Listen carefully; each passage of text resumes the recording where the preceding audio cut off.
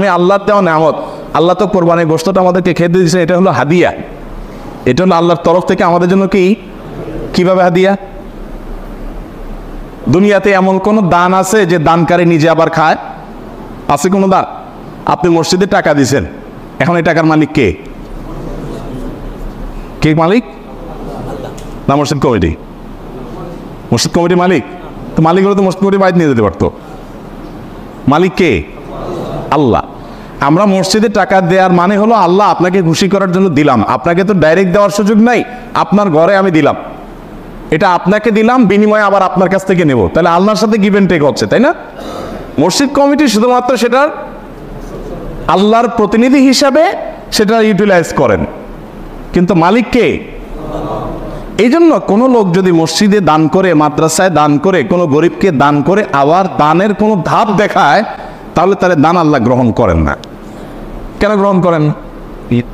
কারণ তুমি তো আমাকে দাও নাই, তুমি সেখানে দিয়ে ভাব ধরেছ যে এটা তো আমার দান, আমার দেওয়া, এবং সেটার ফিডব্যাক তুমি আশা করছো, তাহলে আমার কাছে তুমি আর আশা করতে পারো না। আমার জন্য দিয়ে থাকলে শুধু আমার কাছে আশা করবা, আর কারোর কাছে কিছু আশা করবা।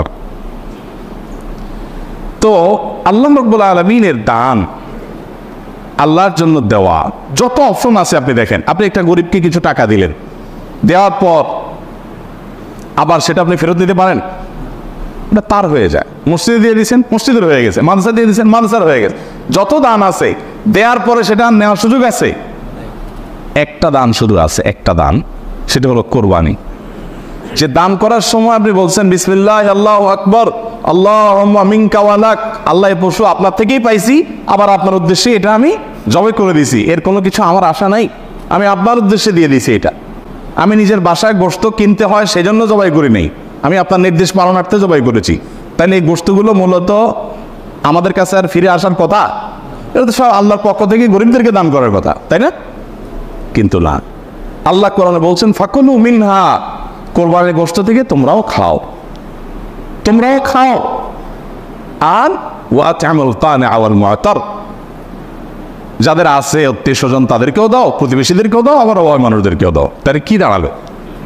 কোরবানির যে গোশতটা আমি জবাই করার সাথে সাথে এটা আল্লাহর জন্য করে দিয়েছি, বাট আল্লাহ বলছে বান্দা ওকে আমি পাইছি, এখন তোমাকে আবার একটু খেতে দিলাম। তাহলে দানের জিনিসটা আবার আমি পাচ্ছি, এটা আল্লাহর দান না? তো আল্লাহর দানটা পাওয়ার জন্য কি উপযুক্ততা তৈরি করছেন আপনি? আমাদের এই প্রশ্ন বিবেকে জাগা উচিত যে আমি কি উপযুক্ত তৈরি করেছি। এই জিলহজের প্রথম 10টি দিন ইবাদত বন্দিগি করার মাধ্যমে আল্লাহর সেই উপঢৌকন পাওয়ার উপযুক্ততা আমার মধ্যে তৈরি হবে। দেখেন, ইসলামের সৌন্দর্যের একটা দিক হলো এটি যে আপনি রমাদান জুড়ে ইবাদত করবেন, সারা রমাদান জুড়ে পরিশ্রম করবেন, এরপর আল্লাহ তাআলা বলবেন বান্দা জান্নাতের আনন্দ তো পরে, নগদ তোমাকে একটা ঈদ দিলাম, আনন্দ করো।